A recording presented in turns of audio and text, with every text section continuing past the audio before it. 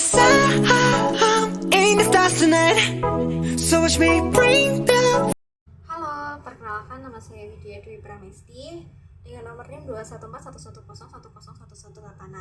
Nah, pada kesempatan kali ini saya akan mempraktikkan salah satu jenis konseling, yaitu konseling lansia. Nah, di mana lansia merupakan seorang manusia yang sudah mengalami perkembangan di tahap usia lanjut atau berkisar antara 55 tahun sampai dengan sekitar 70 tahunan lebih. Nah, pada kesempatan kali ini saya akan mewawancarai sih, tapi mengkonselingi seorang lansia berjenis kelamin perempuan dan juga inisialnya itu MM. Nah, beliau ini berusia sekitar 60-an tahun. Nah, beliau ini tuh merupakan pedagang rames di salah satu universitas di Purwokerto. Nah, latar belakang yang menjadi topik permasalahan di sini adalah si lansia ini kan sudah berusia lanjut gitu ya, tapi beliau ini tuh masih produktif menjalani usahanya sebagai pemilik warung rames gitu, yang dimana warung ramesnya ini tuh masak dari dini hari sekitar jam 2:30 sampai tutup itu sampai asar. Nah, bukan hanya itu aja, ternyata pas setelah dilakukan konseling, ternyata Ibu MM ini beliau tuh lagi merasa cemas karena ternyata anak keduanya ini ternyata lagi mendaftar P3K. Nah, dimana P3K ini itu merupakan salah satu bukan cabang sih, tapi lebih kayak pendaftaran untuk mengikuti sebagai aparatur sipil negara atau ASN. Nah, dalam bidangnya itu P3K di salah satu di kota Jogja. Nah, beliau ini merasa cemas gitu ketika anaknya ini beliau sangat mengharapkan anak keduanya ini itu bisa sukses, bisa lulus gitu ya. Nah, beliau ini merasa cemas. Nah, kecemasan ini sehingga menimbulkan beberapa tindakan, yaitu dengan cara lebih mendekatkan kepada Allah dengan cara sholat 5 waktu, terus tahajud, berzikir. Nah, kira-kira apa sih yang dilakukan oleh Ibu MM ini selain dari tadi ya, yang seperti berzikir, terus sholat, bersedekah gitu, tetap juga mendoakan, bukan hanya mendoakan anak yang kedua ini, tapi beliau juga apa sih rencana yang akan dilakukan? Nah, nanti kita akan bahas di sesi konseling ini. Nah, perlu diketahui juga Ibu MM ini itu telah ditinggal oleh suaminya sekitar 2 tahun yang lalu akibat COVID-19. Nah, jadi beliau sekarang itu tinggal bersama anak ketiganya, sedangkan anak yang pertamanya itu sudah meninggal, dan tinggal anak yang kedua dan anak ketiga. Anak keduanya ini bekerja sekarang itu sebagai satpam. Nah, karena menjadi satpam inilah ada niatan untuk mungkin ingin mengupgrade diri dengan cara mengikuti pendaftaran P3K. Oke, untuk lebih memahami sesi konseling pada lansia ini, kita akan langsung saja menyimak pada video ini. So, selamat menonton. Assalamualaikum Ibu. Waalaikumsalam warahmatullahi wabarakatuh. Gimana kabar Ibu hari ini, Bu? Alhamdulillah sehat. Alhamdulillah. Sebelumnya dengan Ibu siapa ya, Bu? Bikin. Oh, gini. Kesibukan Ibu hari ini tuh kayak gimana, Bu? Sehari-hari kesibukan Ibu apa aja? Kesibukannya ya setiap hari itu jualan. Jualan, rames. Bu. Oh, jualan rames yang Iya. depan UI itu ya, Bu? Iya. Sejak kapan Bu kira-kira kalau boleh tahu, Bu? Semenjak tahun 2007. Masih sendiri style ya, Bu? Iya, 2007. Itu waktu pas awal jualan itu jualannya sama siapa, Bu? Sama Sulis. Oh, sampai sekarang juga masih ya, Bu? Terus selama jualan itu kira-kira aktivitasnya dari pagi sampai selesai dagang itu seperti apa, Bu? Ya, alhamdulillah dari mulai buka pagi sampai sore, alhamdulillah sangat laris terus. Kira-kira Ibu udah umur berapa nih, Bu? Kok masih produktif gitu, masih jualan rames? 69 insyaallah. Berarti lahir tahun berapa, Bu? 55. Tapi masih produktif ya, Bu? Kenapa sih, Bu, udah umur 5, kan harusnya kalau yang lain kan istirahat ya, Bu, kayak sama teman-teman yang lain gitu, tapi Ibu masih produktif itu kenapa, Bu? Ya, pertama Bu masih kepengen masih kepengen punya kegiatan.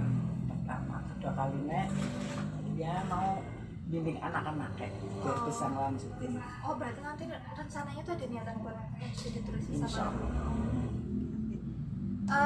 ibu punya anak berapa bu? Ya sekarang 3. 3. Cucunya berapa bu? Cucunya 5. Nah, sebelumnya mungkin perkenalan dulu ya Bu. Nama saya Widya Dewi Permesti. Saya semester 5 dari program studi pendidikan dan konseling Islam.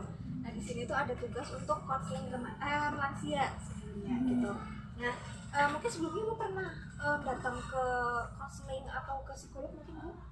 Enggak. Belum pernah. Jadi mungkin masih awam ya Bu tentang apa itu konselingnya.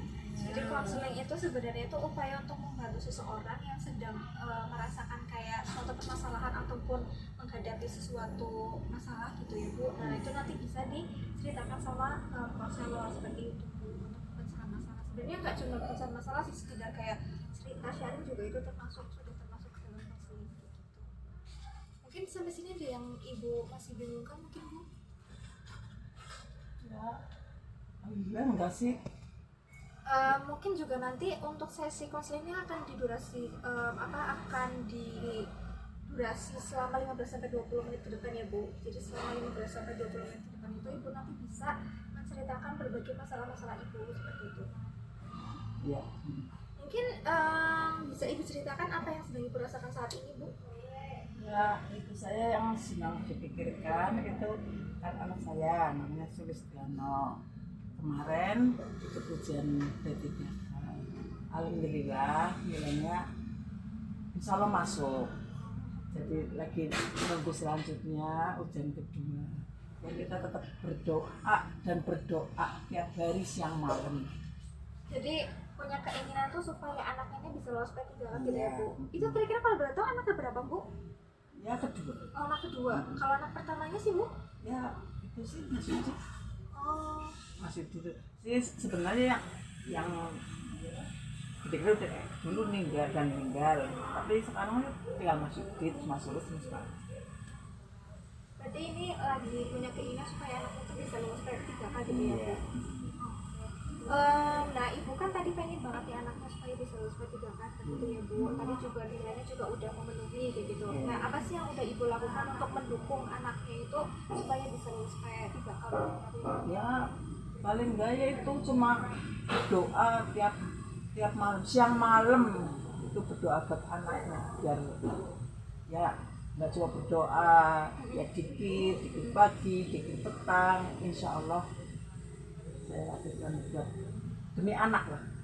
Selain kayak berzikir terus berdoa gitu ada lain gak Bu? Kayak misalkan mungkin memberikan kayak support gitu secara ya kasih semangat kayak gitu waktu pas ujian gitu gak Bu? Ya iya paling kalau mau berangkat itu terus ya salin saya doain terjuni biar anaknya semangat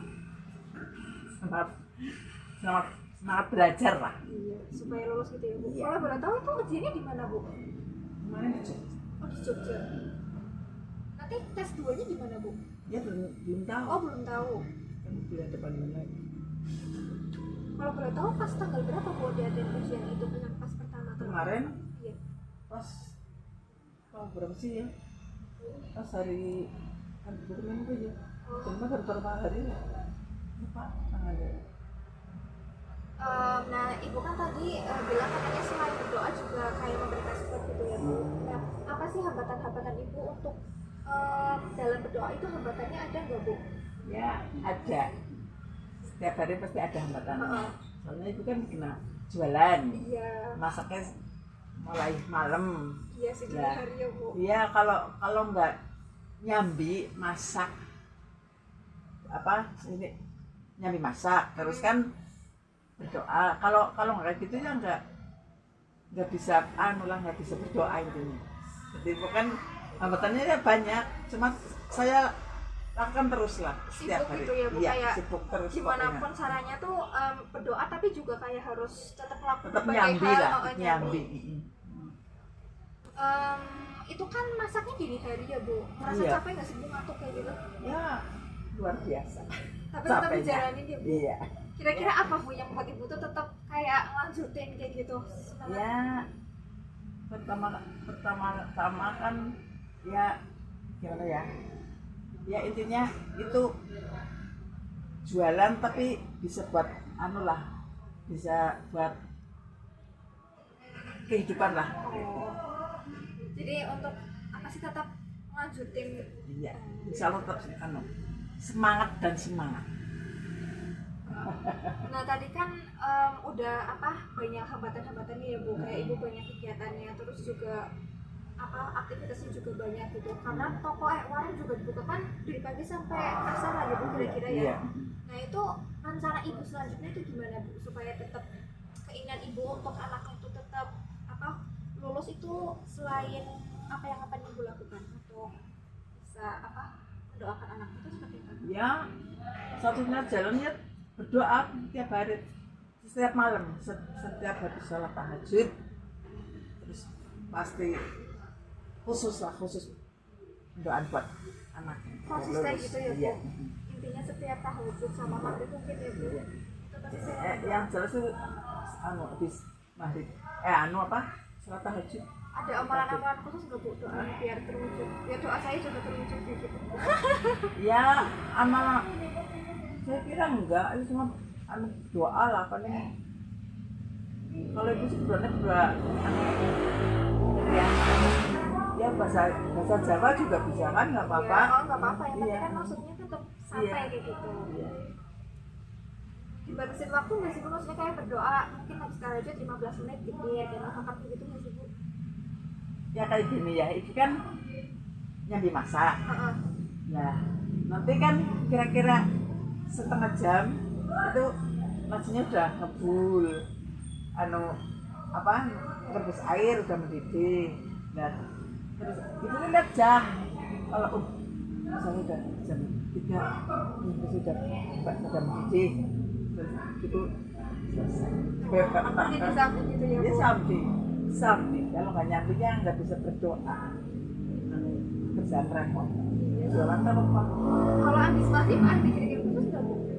Kalau habis maghrib ibu baca itu Al-Mulk setiap hari. Habis itu Al-Mulk terus langsung baca Quran sedikit. Apa yang Ibu rasakan pas udah dikit-dikit kayak gitu Bu? Tenang? Ya rasanya ayem, tenang hatinya. Kalau habis asar, habis sore. Kalau habis maghrib, baca Al-Mulk terus dilanjutin baca. Ibu dikit-dikit kayak gitu sejak kapan Ibu lakuin Bu? Sejak Ya. dulu atau Ya, ya kira-kira berapa ya? Ya 3 tahunan aku namanya.